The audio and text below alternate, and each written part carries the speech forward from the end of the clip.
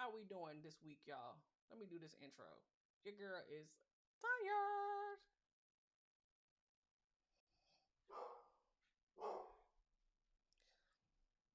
Welcome to another episode of Talks with the Tax Cop. I almost was like, how many times do we say Talks with the Tax Cop? Do we say it fast? Do we say it slow? Tongue twisters. Y'all, y'all. So, last week when I started talking to you all, I was hurting, and that's because my sciatic nerve got the best of me. I do have some relief. Um, I had to go to the patient first last week after I recorded and make sure that everything was a-okay. It was not. It's still not 100%, but I'm making progress. So since I'm making progress, I can't complain about it. I'm trying to figure out, did I move to the right place? Did I move to the right place? Y'all are seeing this live on YouTube, and then there's a delay on Instagram, and y'all, I still haven't figured out my positioning on Instagram or not. Boom, got it. All right, so I'm in the right location. My intent is not to be before you that long. I want to talk about. Well, let's just jump into it. Why would we not jump into it? Because it's important to just let's just see what show up on the screen, shall we? All right, let's go on over here. Let's go on over here to the screen to make it do what it need to do. All right, let's take it there. Let's take it there. All right. So this week's news, and I didn't do my audit and all covered, but y'all know what it is, right? 5 indicted by federal grand jury for fraud offenses and money laundering. Do you ever wonder if you might be hanging around with fraudsters and don't realize it? Because what do you need for fraud? We can figure out what they did, and then we're gonna talk about what the definition of fraud is and how easily it is to slip into that slippery slope.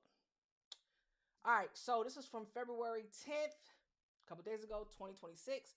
A federal grand jury in Louisville returned an indictment on February 4th, charging 5 Louisville residents with fraud and money laundering offenses. U.S. Attorney Kyle G.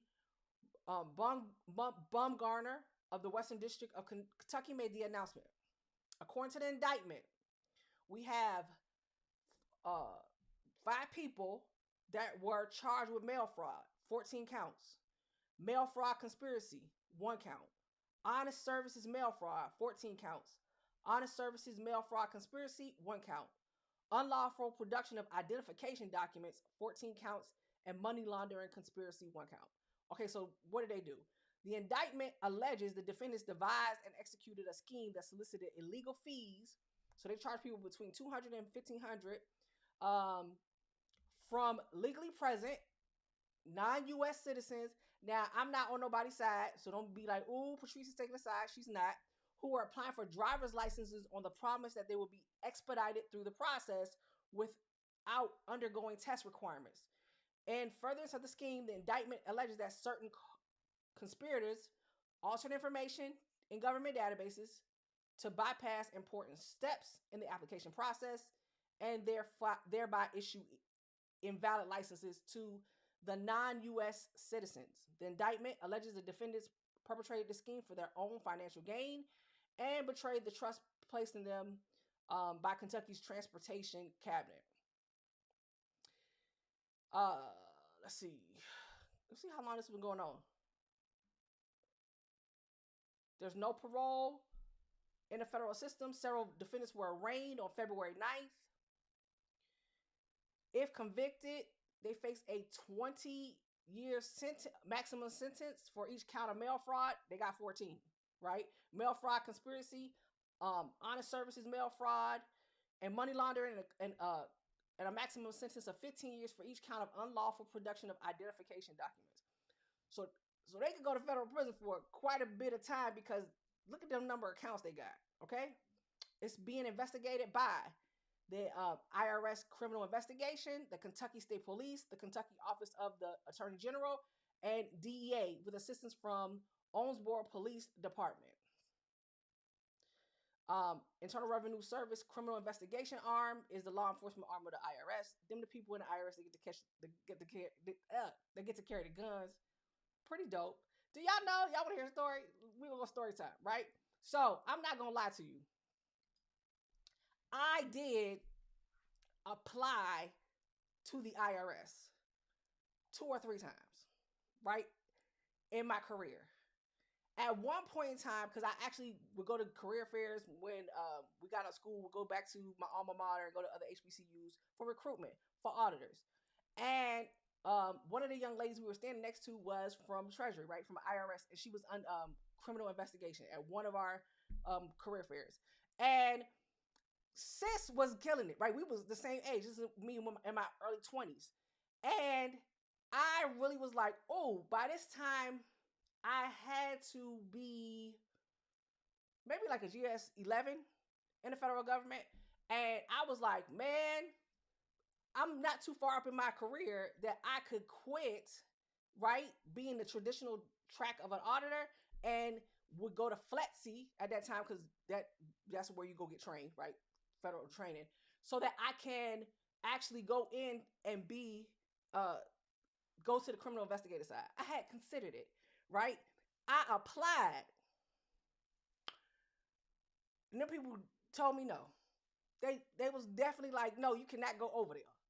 I was like, what? I thought it would be exciting. Now I don't know what was going on, and I don't know if why they decided to decline me on that one. But the second time I applied to go to the IRS and work, it was for a supervisory position, and the announcement looked like anybody could apply. They was only hiring from within, and then they told me that I couldn't get the job then. But I always thought it would be cool to work on the federal side, the criminal side of the house, but at the IRS. I thought it would be cool. Now, that's not to say that each IG does not have their criminal division. They do. DODIG definitely had criminal investigators, and Commerce had criminal investigators.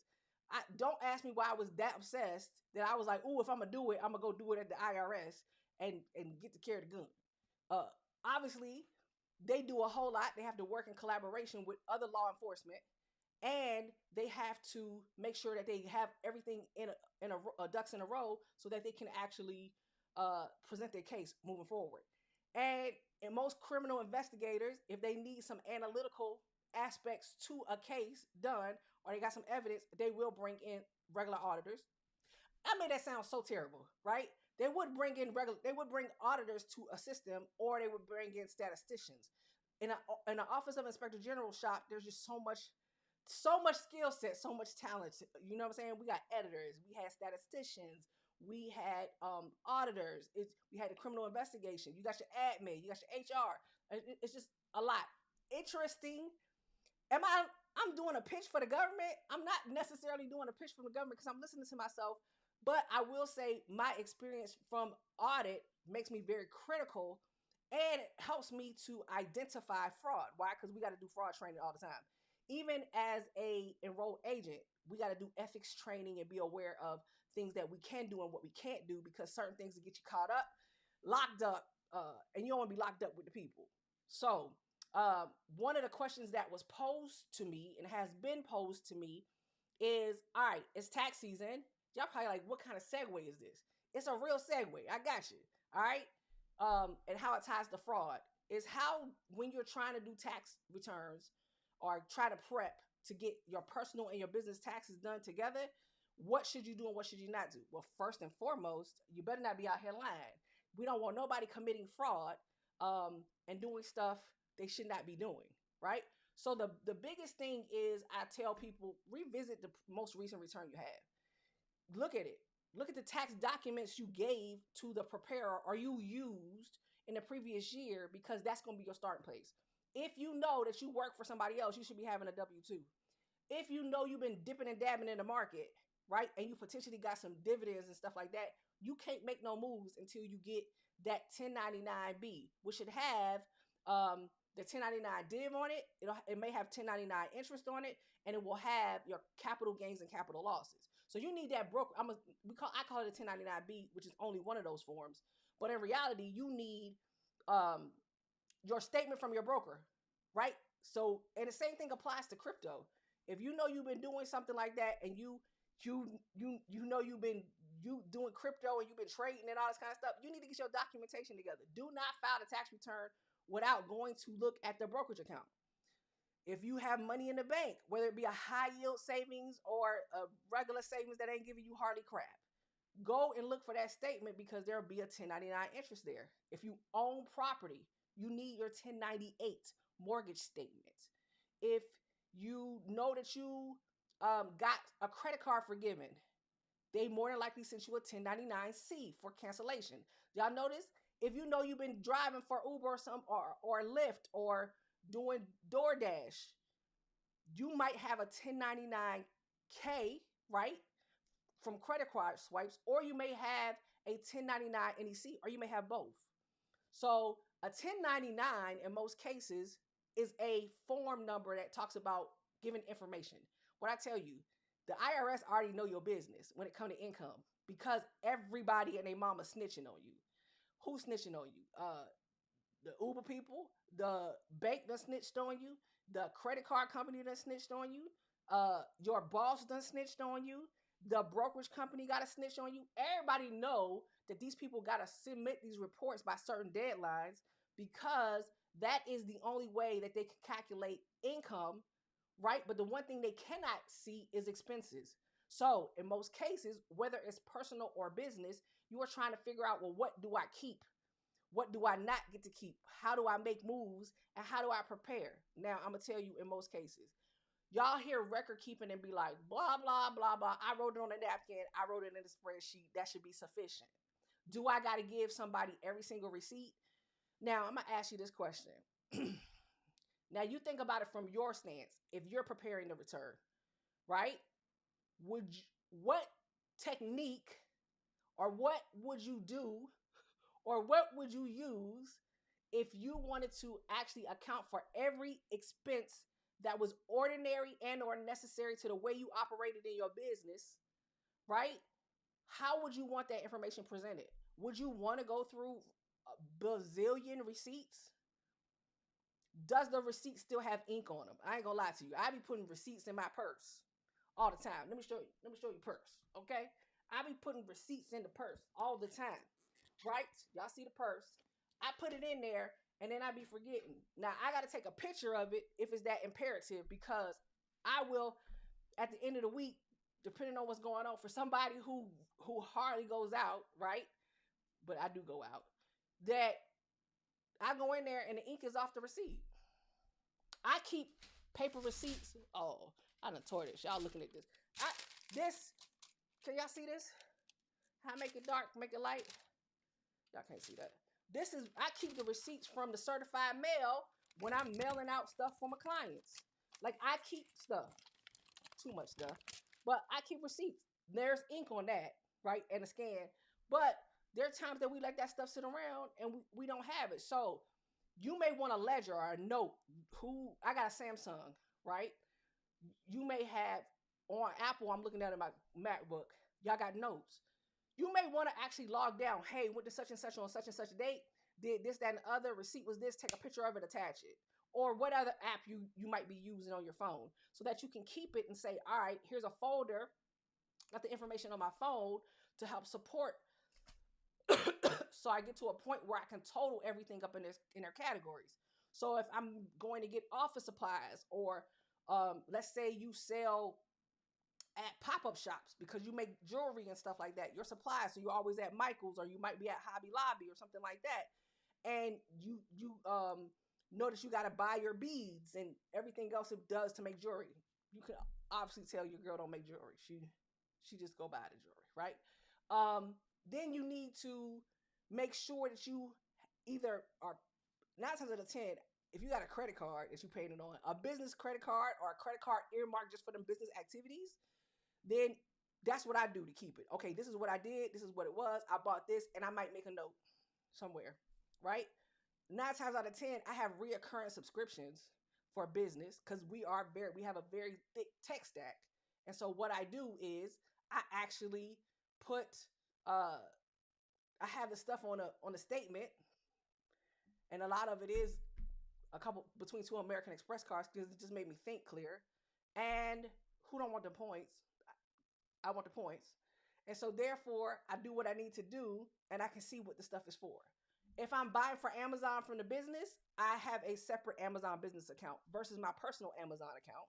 And so I make sure, because everybody know those Amazon receipts, we can see our history in there when we purchase. So definitely, do you need to have all of that and give all of that information to the tax professional? Depends on who you're working with. But when you're sitting down, you want those totals. At the end of the day, you have to remember that you want everything to total up the way it totals up so you can make sure that it works as intended. Period, point blank. That's 100% what you want to do. But you don't want to be excessive. This is where fraud come in, right? So let's look at the definition. Let's go and look at the definition of fraud because good old Google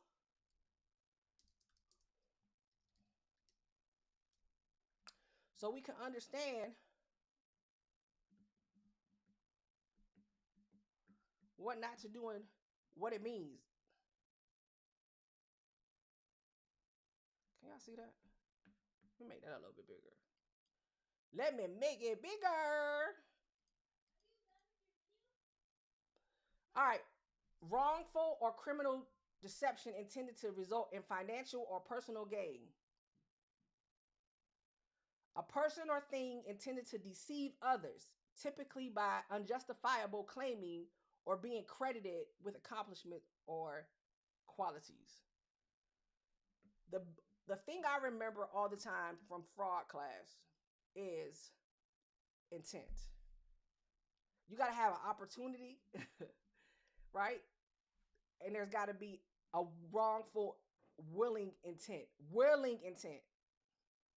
Wrongful, willing intent to do harm. Okay? So, we saw in the article, right, what they were being accused of.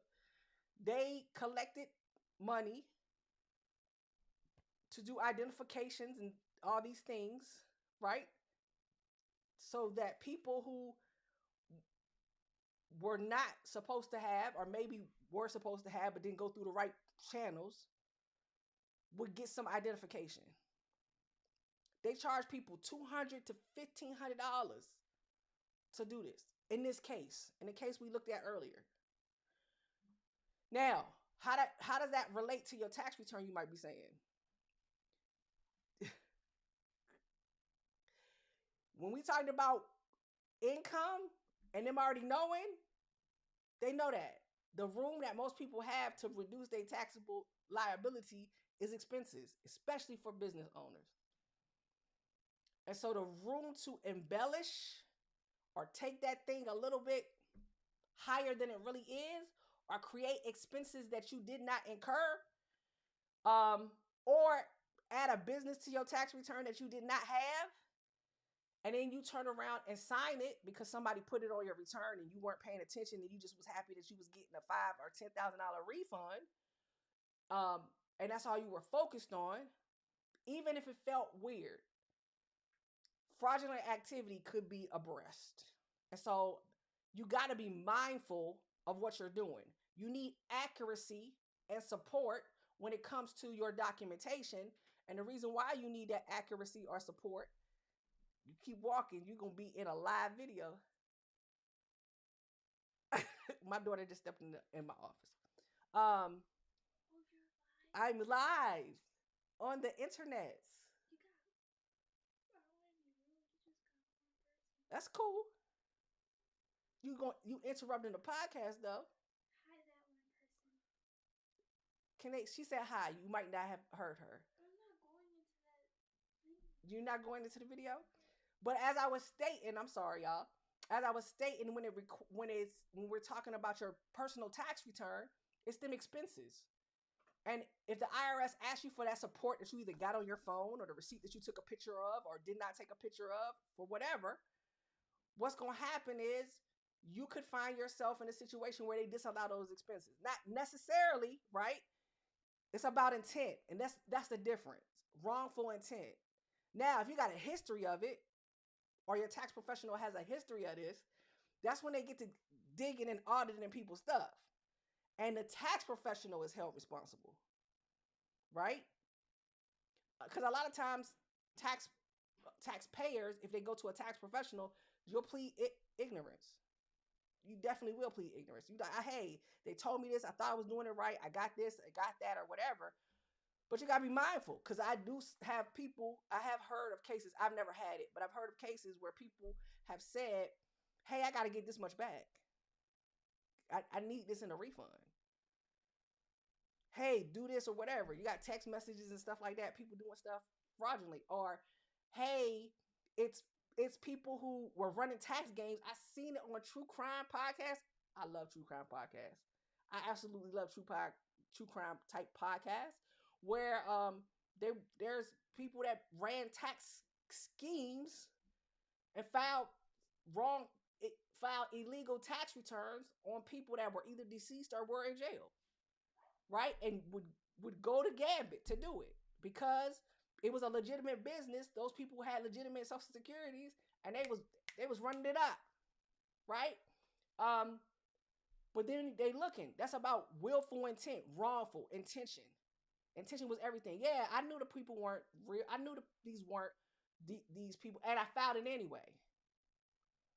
So in those cases, it's a lot of times the tax professional is the one who's gonna get caught out there for doing it. Now, if you hooking people up, right, and you not signing it because you like, I'll do your return for you real quick. Don't pay a tax professional and blah blah blah blah blah.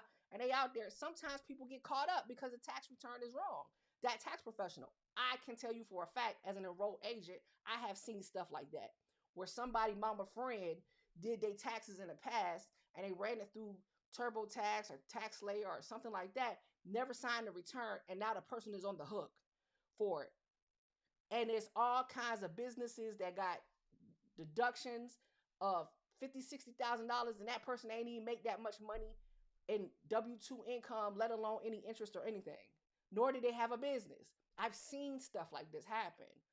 And people were none the wiser, and they filed it. And now they on the hook for paying all these back taxes because it was their tax return, and the person who put it together ain't signed their name because they shouldn't have been a tax professional. They shouldn't have been filing taxes on anybody's behalf anyway because they weren't a tax professional. And you'll have people who are tax professionals that do the exact same thing. So when you're trying to figure out what you need to do to prepare, you need to prepare to get the return prepared, or by yourself or by somebody else, is you need to get your stuff together. You need to know how much income you have. You need to know what you spent money on. You need to be able to, if ever asked, provide the proof that that's what you spent the money on. And that's personally, and that's business. You also need to know what kind of tax return you need to be filling out, because there are people who are sole proprietors have to fill out a Schedule C, which is part of your 1040. If you're doing a rental property and it's not in a C corporation, S corporation, or partnership, then it's going to be a Schedule E on your personal return. So you need to know your entity, and you need to know if you went and registered at the IRS for an EIN for the business. That's that business's social security number. You need to read that because it tells you what kind of tax form you need to file. Multiple partner LLC is a partnership. Multiple people, right? Two people in an LLC by default is a partnership. That's Form 1065. If you made an election, right, you actually filled out the form to elect to be taxed as an S corporation, you need to know that. The IRS kicks you back a letter to say, hey, we accept your election to be taxed as an S corporation. If you go and you say off the bat, I want to be a C corporation, and you fill out the 8832 and this is what I'm doing, you need to know that. And you need to know that that's an 1120, and that's the type of tax return that needs to be completed. You got to be familiar enough with, hey, I have to have multiple returns, and this is why. And from an S corporation or a partnership, I'm going to get a K1. Why? Because that's the form that snitches on you to say what should be on the 1040. Does that make sense? Hopefully it makes sense. Take the time. I will tell you what I do, because I do I do things a little bit different. Okay. I do upload and scan all my tax documents as they come in. I did that recently. I got a couple more I got to do for myself. If it be for my business or my personal, and I put them in a folder in my secure portal because I'm one of my clients. I put it in my portal and I make sure it's in that year's portal because that's how I got to think. I've got to think in systems. These are the tax documents for 2025. I then wait for my tax transcript for 2025 or 2024. Normally it comes out in May or June. I'm starting to see that they're coming out from my software that I use for enroll agent stuff, right, to do investigations and to get access on reports. I'm starting to see that some of those wage and income transcripts are showing up earlier. Hey, don't ask me why. I'm here for it if we do earlier. But most of the time, they're all in by May. And then I check my income, right? So I could have prepared the return, did an extension, but I checked the income against the wage and income transcript report to make sure everything is captured. Hey, what do they know? I like to know what the IRS know about me. Did I get everything? Because I don't want a letter that says I underreported. I've done that before. I've gotten one before for me, myself personally. I've gotten some for my clients as well. Underreporting because there's a fine attached to that. There's penalties and interest attached to that. I don't want to be paying you extra money if I don't have to pay it, all because I forgot to put a document in here. So I use that as my checks and balance. I use my return from the previous year. I upload everything I got. I then use my wage and income transcript to make sure I got everything down. And then I make sure that I use spreadsheets, but I also use software. I use accounting software in reality because once it started to get a lot more transaction heavy for any business that I was in, I said, let me go on over to some software because that helps me to capture the totals for the expense categories all together. And I'm not on a spreadsheet doing what I need to do.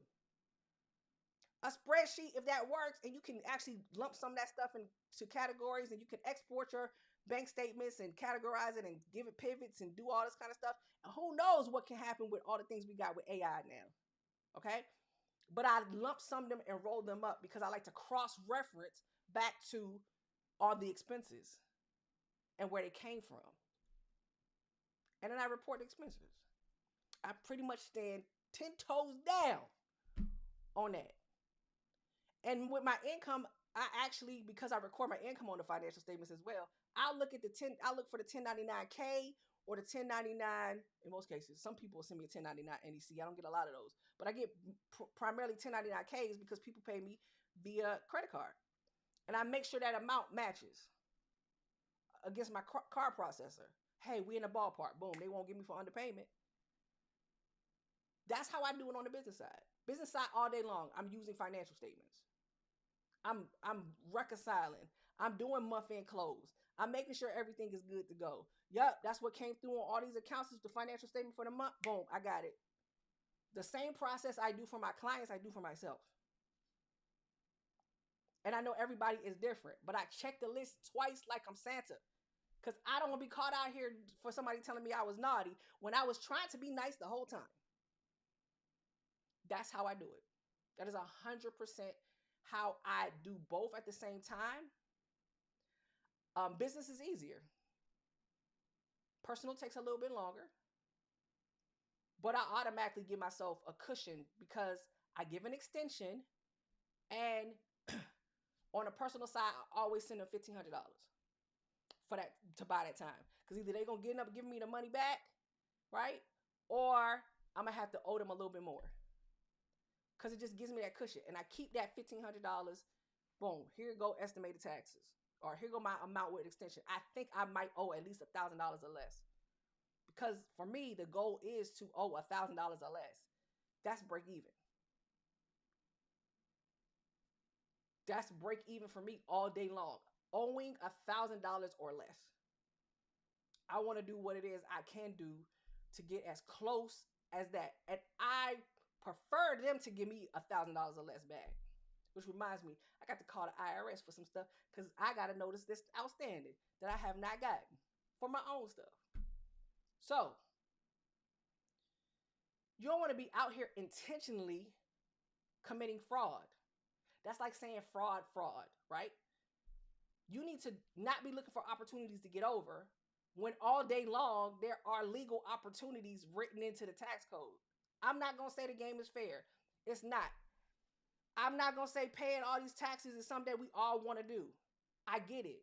We got state tax, we got sales tax, we got use tax, we got this kind of tax, we got fuel tax. We taxed out.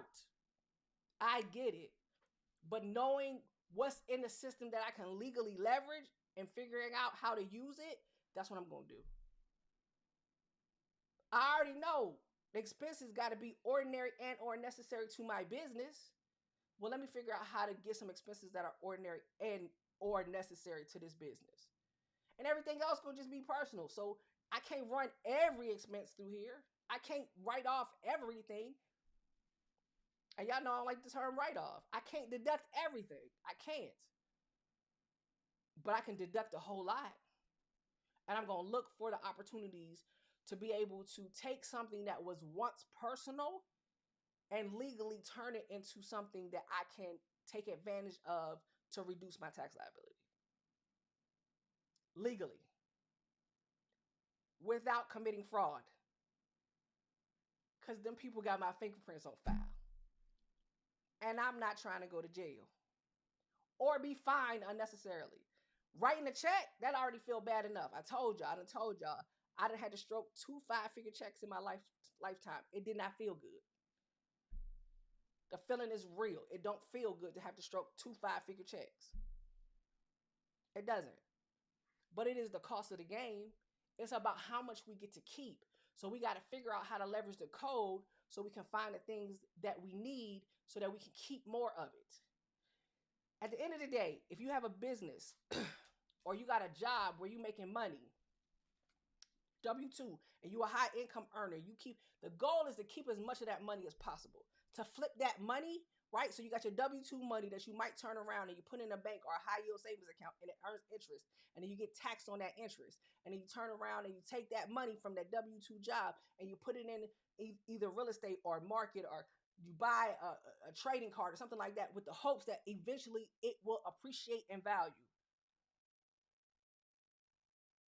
And then you sell it for a gain. And then that gain is taxed. I get it. And capital gains not taxed like ordinary income. I get it. I 100% get it. I promise you I do. But I need you to understand all of this matters, and knowing the rules and being transparent and not committing fraud matters as well.